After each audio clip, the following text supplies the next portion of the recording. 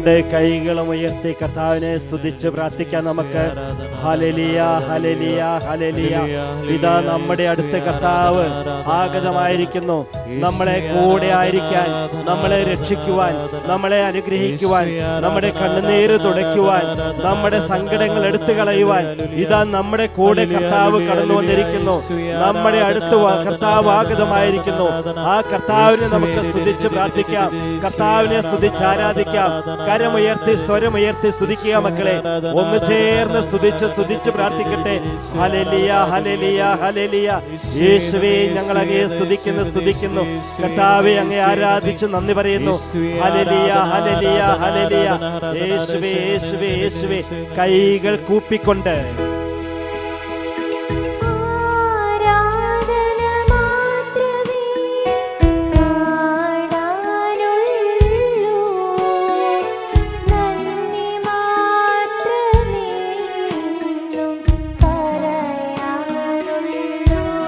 എല്ലാവരും ചേർന്ന്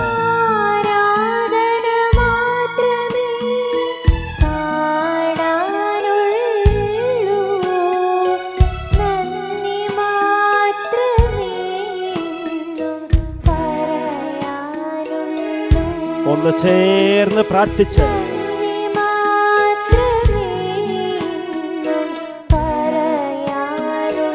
കർത്താവിലേക്ക് സമർപ്പിച്ചുകൊണ്ട്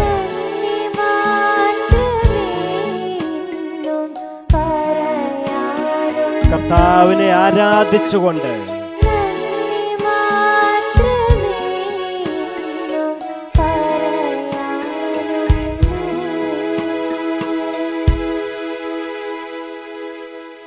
പരിശുദ്ധ പരമ ദിവ്യകാരുണ്യത്തിന് ഇന്നേരവും ആരാധനയും സ്തുതിയും പുകഴ്ചയും ഉണ്ടായിരിക്കട്ടെ. പരിശുദ്ധ പരമ ദിവ്യകാരുണ്യത്തിന് ഇന്നേരവും ആരാധനയും സ്തുതിയും പുകഴ്ചയും ഉണ്ടായിരിക്കട്ടെ. പരിശുദ്ധ പരമ ദിവ്യകാരുണ്യത്തിന് ഇന്നേരവും ആരാധനയും സ്തുതിയും പുകഴ്ചയും ഉണ്ടായിരിക്കട്ടെ. പ്രിയമുള്ളവരെ, കർത്താവ് യേശു മിശിഹ നമ്മൾ ഓരോരുത്തരുമായിട്ട് ഇന്ന് ഏറ്റവും സവിശേഷമായി പറയുന്നൊരു കാര്യമാണ്, കരയരുത്, കർത്താവ് കൂടെയുണ്ട് എന്ന്.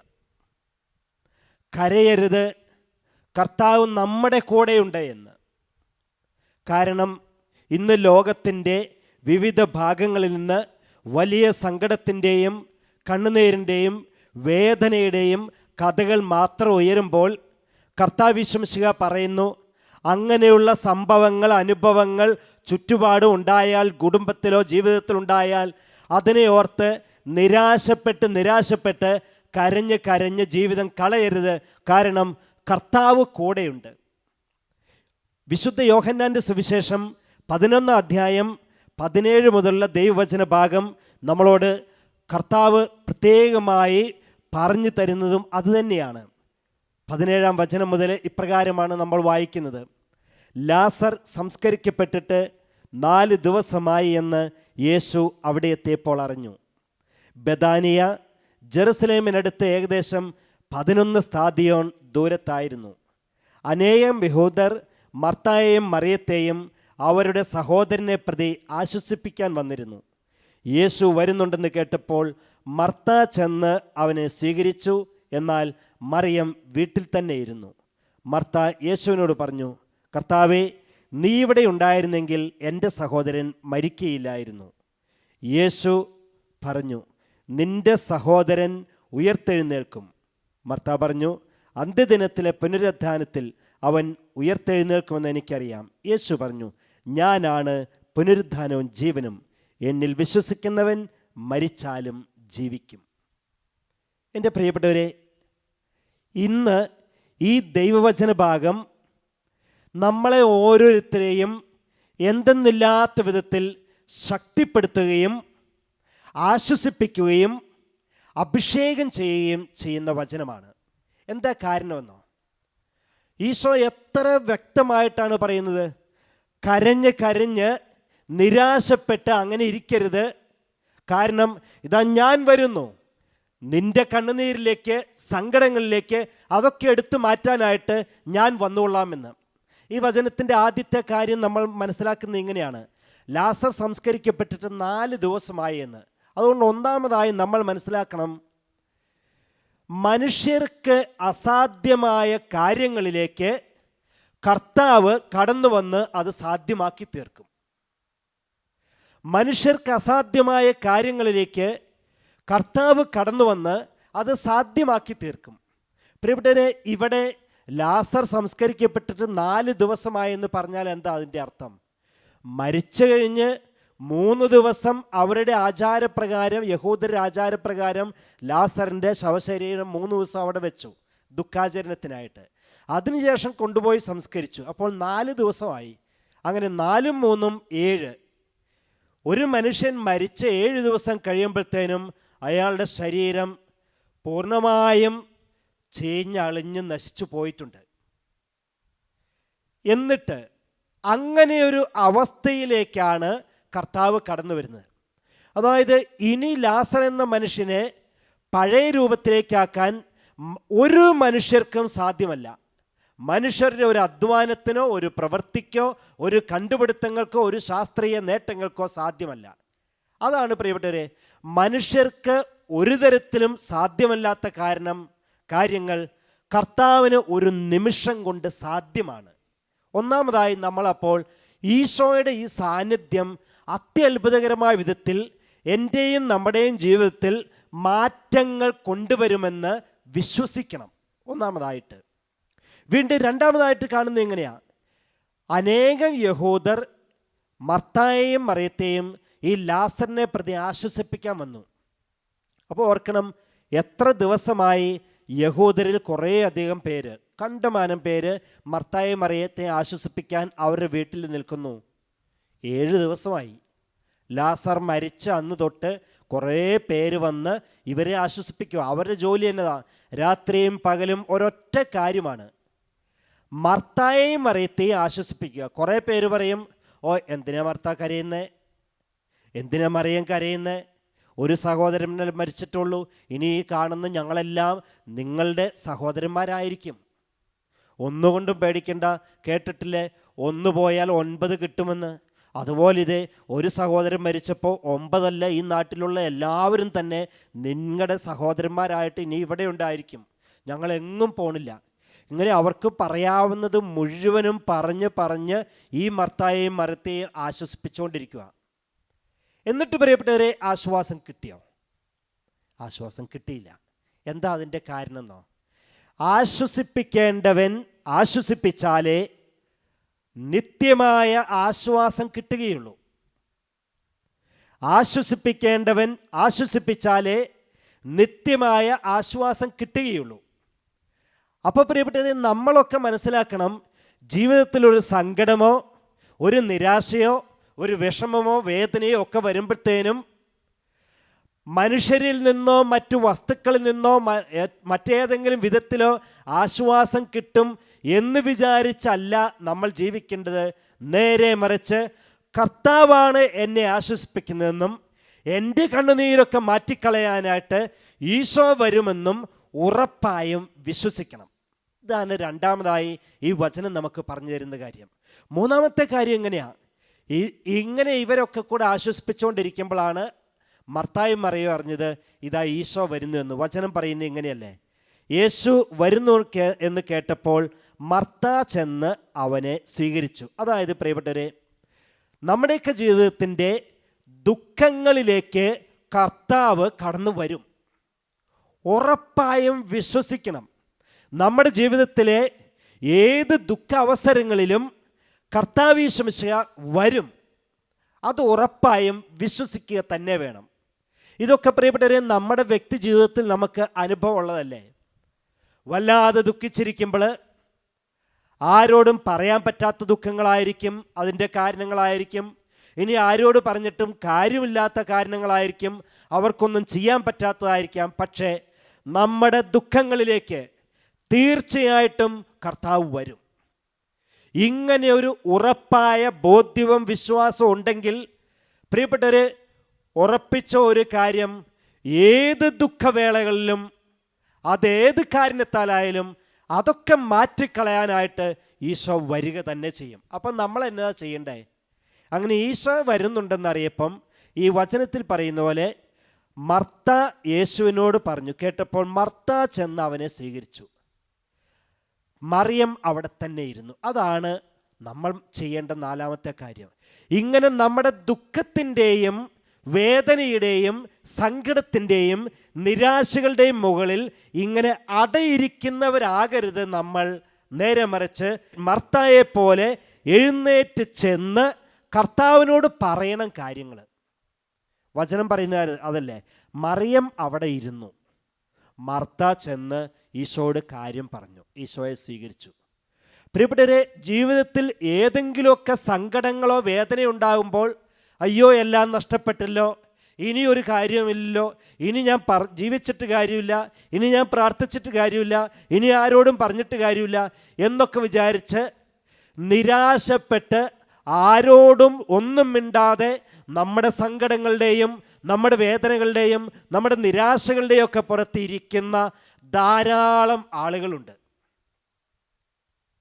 ചിലപ്പോൾ പ്രിയപ്പെട്ടവർ മരിക്കുമ്പോഴായിരിക്കും, വലിയ കടബാധ്യത വരുമ്പോഴായിരിക്കും, സങ്കടം വരുമ്പോൾ, അങ്ങനെയൊക്കെ. പക്ഷേ ഇവിടെ ഓർക്കണം, മർത്ത ചെയ്ത കാര്യം എഴുന്നേറ്റ് ചെന്ന് കർത്താവിനെ സ്വീകരിച്ചിട്ട് കാര്യം പറഞ്ഞു.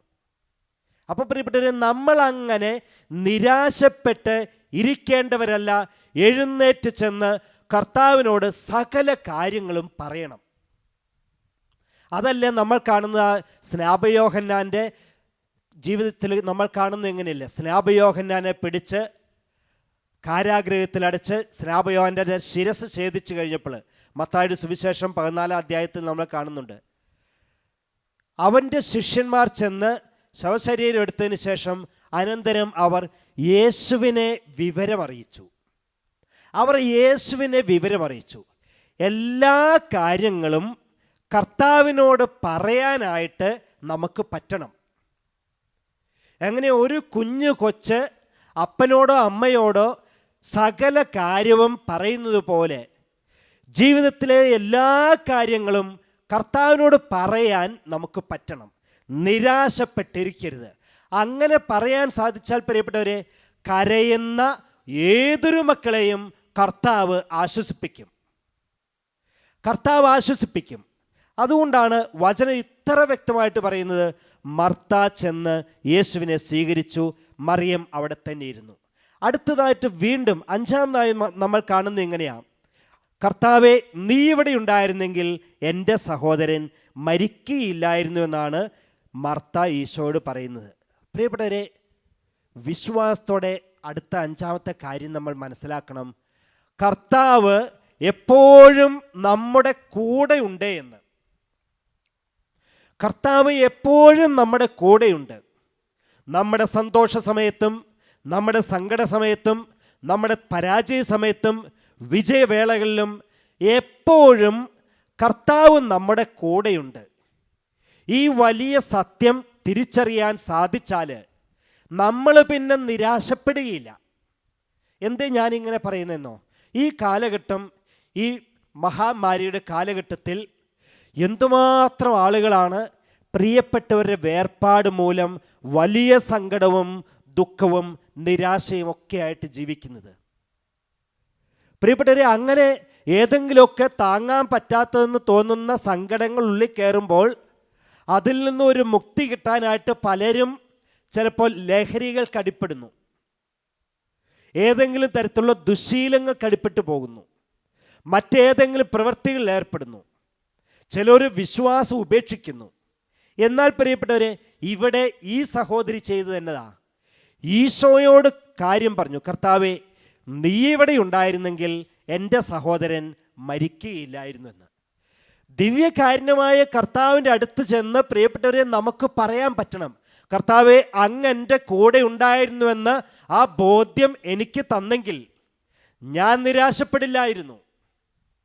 ഈ ഒരു സങ്കടം ഉണ്ടായപ്പോഴും ഒരു വേദന ഉണ്ടായപ്പോഴും ഞാൻ നിരാശപ്പെടില്ലായിരുന്നു, അങ്ങ് എൻ്റെ കൂടെ ഉണ്ട് എന്നുള്ള ഉറച്ച ബോധ്യമുണ്ടെങ്കിൽ. അതുകൊണ്ട് പ്രിയപ്പെട്ടവരെ, ഇന്ന് കർത്താവ് നമുക്ക് ഓരോരുത്തർക്കും ശക്തമായ വിധത്തിൽ നമ്മുടെ ഹൃദയത്തിലേക്ക് വെച്ച് തരുന്ന ദൈവവചനമാണ് യോഹന്നാൻ്റെ സുവിശേഷം 11 അധ്യായം 17 മുതലുള്ള തിരുവചനങ്ങൾ. അസാധ്യതകളിൽ സാധ്യത പ്രവർത്തിക്കുന്ന കർത്താവിനെ നമ്മൾ കണ്ടുമുട്ടുന്നു, ഒന്നാമതായിട്ട്. രണ്ടാമതായിട്ട് നമുക്കറിയാം, ആശ്വസിപ്പിക്കേണ്ടവൻ ആശ്വസിപ്പിച്ചാലേ നിത്യമായ ആശ്വാസം നമുക്ക് ലഭിക്കുകയുള്ളൂ. മൂന്നാമതായിട്ട് വചനം നമ്മളോട് പറയുന്നു, ദുഃഖവേളകളിൽ കർത്താവിൻ്റെ അടുത്തേക്ക് നമ്മൾ വരണം. നാലാമതായിട്ട് പറയുന്നു, നമ്മുടെ സങ്കടത്തിൻ്റെയും ദുഃഖത്തിൻ്റെയും മുകളിൽ ഇങ്ങനെ അടയിരുന്ന് നിരാശപ്പെടുന്നവരാകരുത് നമ്മൾ. അഞ്ചാമതായിട്ട് കർത്താവ് നമുക്ക് പറഞ്ഞു തരുന്നു, കർത്താവിൻ്റെ അടുത്തോട്ട് വരണം, എന്നിട്ട് എല്ലാ കാര്യങ്ങളും തുറന്നു പറയണം കർത്താവിനോട്. അവിടെ രക്ഷയുണ്ട്, അവിടെ ആശ്വാസമുണ്ട്, അവിടെ അഭിഷേകമുണ്ട്, അവിടെ സൗഖ്യമുണ്ട്.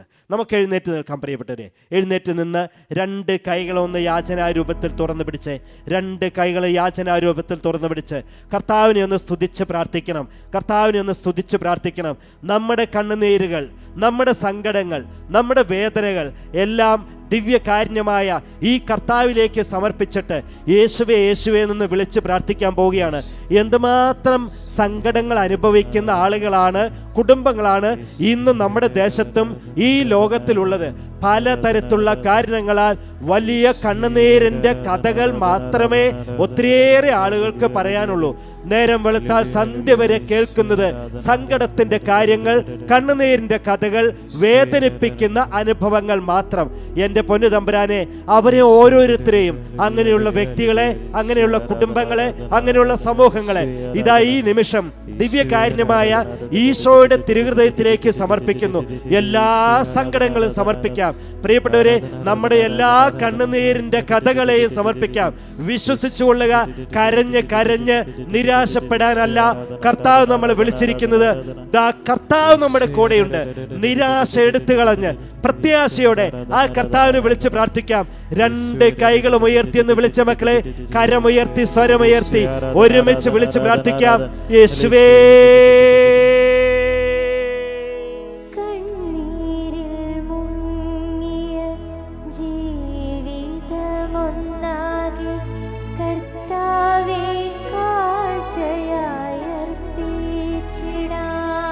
എല്ലാവരും ചേർന്ന്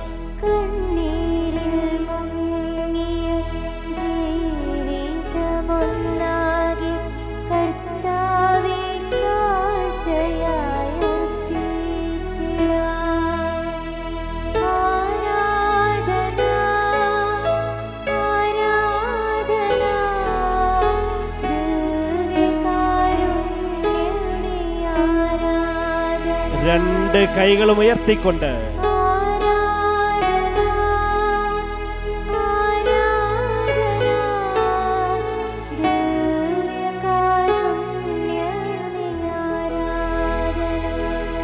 കൈകൾ കൂപ്പാം. കർത്താവേ, ഇന്ന് ഞങ്ങളുടെ സമൂഹത്തിൽ കോവിഡ്-19 എന്ന മഹാമാരി മൂലം പ്രിയപ്പെട്ടവർ മരിച്ചുപോയതിൻ്റെ പേരിൽ എപ്പോഴും സങ്കടത്തോടെ കരഞ്ഞ് ജീവിക്കുന്നവരുണ്ട്. കർത്താവേ, പ്രിയപ്പെട്ടവരുടെ വേർപാട് മൂലം, പ്രത്യേകിച്ചും കുടുംബത്തിൻ്റെ ഏക ആശ്രയവും അത്താണിയുമായ വ്യക്തികൾ മരിച്ചുപോയത് മൂലം, അപ്രതീക്ഷിതമായി മരിച്ചതിൻ്റെ പേരിൽ എപ്പോഴും കരഞ്ഞ് കരഞ്ഞ് ജീവിക്കുന്ന എന്തുമാത്രം ആളുകളാണ് കർത്താവെ ഇന്ന് ഞങ്ങളുടെ ഈ ദേശത്ത് പരിസരത്തുള്ളത്. കർത്താവെ, അങ്ങ് കാണണമേ. ഇന്നത്തെ വചനത്തിൽ മർത്തായും മറിയവും സഹോദരൻ്റെ മരണത്തെ പ്രതി കരഞ്ഞതുപോലെ കണ്ണുനീര് പോലും ഇല്ല കർത്താവെ, ഇന്ന് കരഞ്ഞ് കരഞ്ഞ്. ദൈവമേ, പ്രിയപ്പെട്ട മാതാപിതാക്കൾ മരിച്ചു പോയത് മൂലം ഇനി ആരാണ് ഞങ്ങളെ നോക്കാൻ, ആരാണ് ഞങ്ങൾക്ക് രക്ഷയായിട്ടുള്ളത്, ആരാണ് ഞങ്ങളെ സംരക്ഷിക്കുന്നത് എന്ന് ഒരു നിശ്ചയമില്ലാതെ സങ്കടത്തോടെ ചങ്കുപൊട്ടി കരയുന്ന മക്കളുടെ ദീനരോദനങ്ങൾ ഇന്ന് നാട് മുഴുവൻ ഉയർന്ന് കേൾക്കുന്നുണ്ട് കർത്താവേ. ഈശോയെ, അവരെ ആശ്വസിപ്പിക്കാൻ അങ്ങേക്കല്ലാതെ മറ്റാർക്കും സാധിക്കില്ലല്ലോ. അങ്ങേക്കല്ലാതെ മറ്റാർക്കും അവരെ രക്ഷിക്കാനും സാധിക്കില്ല.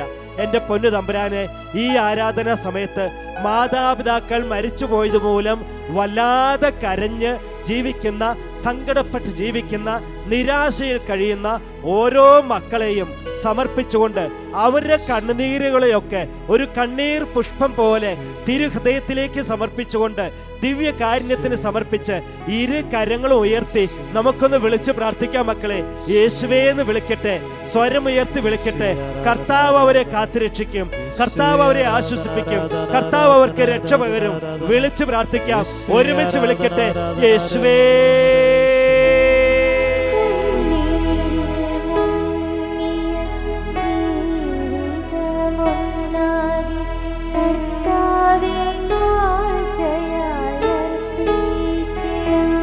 എല്ലാവരും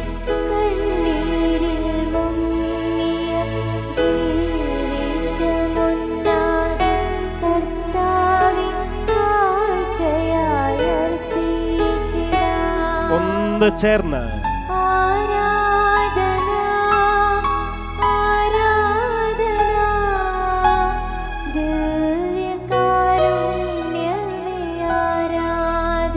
വിളിച്ചാരാധിക്കാം.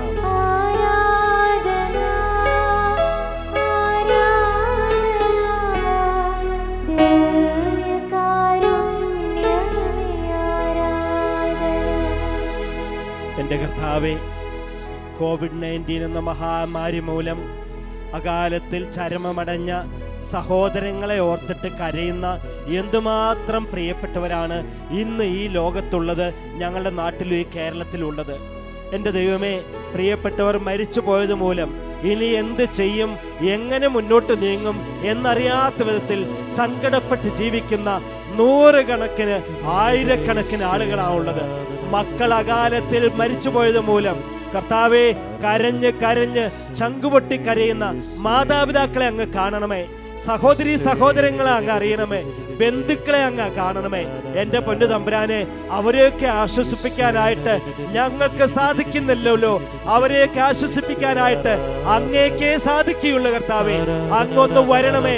അങ്ങനെയുള്ളവരുടെ ജീവിതങ്ങളിലേക്ക്, കുടുംബങ്ങളിലേക്ക് അങ്ങ് വരണം കർത്താവേ. മക്കളെ, രണ്ട് കരമുയർത്തി ഒന്ന് വിളിച്ച് പ്രാർത്ഥിക്കുക. ചങ്കുപൊട്ടി കരയുന്ന പ്രിയപ്പെട്ടവരുടെ വേർപാടിൽ ദുഃഖിക്കുന്ന എല്ലാവരെയും ഓർത്തുകൊണ്ട്, ഓരോരുത്തരെയും ഓർത്തുകൊണ്ട് ഒന്ന് കരഞ്ഞ് വിളിച്ച് പ്രാർത്ഥിക്കാം. കർത്താവല്ലേ അരുളി ചെയ്യുന്നത്, കരച്ചിൽ നിർത്തുക, കണ്ണുനീർ തുടയ്ക്കുക. നിന്റെ രക്ഷയ്ക്ക് ഞാൻ നിന്റെ അടുത്തേക്ക് വരും. വിളിച്ചു പ്രാർത്ഥിക്കുക മക്കളെ, വിളിച്ചു പ്രാർത്ഥിക്കട്ടെ. യേശുവേ,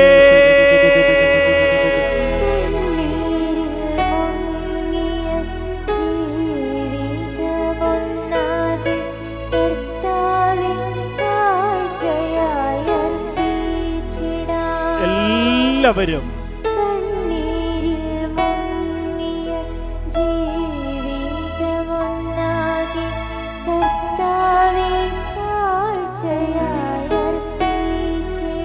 മുട്ടുകൾ കുത്തിക്കൊണ്ട്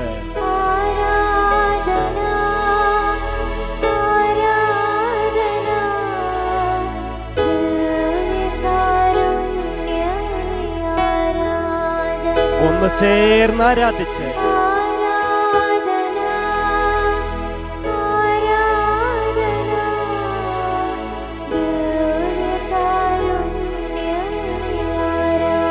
ഇരു കരങ്ങളും തുറന്നു പിടിച്ച് കർത്താവിനെ സ്തുതിച്ച് പ്രാർത്ഥിക്കട്ടെ. സ്തുതിച്ച് ആരാധിക്കാം. നമ്മുടെ സങ്കടങ്ങളും നമ്മുടെ കണ്ണുനീരുകളും ഒക്കെ ഒരു കാഴ്ചയായി സമർപ്പിച്ചുകൊണ്ട് ആരാധിച്ച് അവിടുത്തെ ആശീർവാദം നമുക്ക് സ്വീകരിക്കാം. കർത്താവിത അനുഗ്രഹിക്കാനായിട്ട് നമ്മുടെ കുടുംബങ്ങളിലേക്ക് വരുന്നു. ഈശോ നമ്മളെ ആശീർവദിക്കാനായിട്ട്, നമ്മുടെ സങ്കടങ്ങൾ എടുത്തു കളയാനായിട്ട് നമ്മുടെ ജീവിതത്തിലേക്ക് വരുന്നുണ്ട്, നമ്മുടെ കുടുംബങ്ങളിലേക്ക് വരുന്നു. ആ കർത്താവിന്റെ ആശീർവാദം സ്വീകരിക്കാം. എല്ലാവരും സ്തുതിച്ച് പ്രാർത്ഥിക്കട്ടെ. ഹല്ലേലൂയ, ഹല്ലേലൂയ, ഹല്ലേലൂയ, ഹല്ലേലൂയ. ഞങ്ങളുടെ ദുഃഖങ്ങളിലേക്ക് കടന്നു വരണമേ യേശുവേ. ആരാധന, ആരാധന. ഹല്ലേലൂയ, ഹല്ലേലൂയ, ഹല്ലേലൂയ. ഞങ്ങളുടെ രോഗങ്ങളിലേക്ക് അങ്ങ് കടന്നു വരണമേ, ഞങ്ങളുടെ സഹനങ്ങളിലേക്ക് അങ്ങ് കടന്നു വരണമേ യേശുവേ. ആരാധന. ഹല്ലേലൂയ, ഹല്ലേലൂയ, ഹല്ലേലൂയ, ഹല്ലേലൂയ, ഹല്ലേലൂയ, ഹല്ലേലൂയ. യേശുവേ ആരാധന, ആരാധന, ആരാധന. യേശുവേ ആരാധന, ആരാധന, ആരാധന, ആരാധന. ഹല്ലേലൂയ, ഹല്ലേലൂയ, ഹല്ലേലൂയ. യേശുവേ, യേശുവേ നന്ദി. യേശുവേ സത്രമേ. യേശുവേ ആരാധന, ആരാധന, ആരാധന, ആരാധന. പരിശുദ്ധ പരമമാ ദിവ്യകാരുണ്യമേ, എന്നുമെന്നും അങ്ങേക്ക് ആരാധന. പരിശുദ്ധ പരമമാ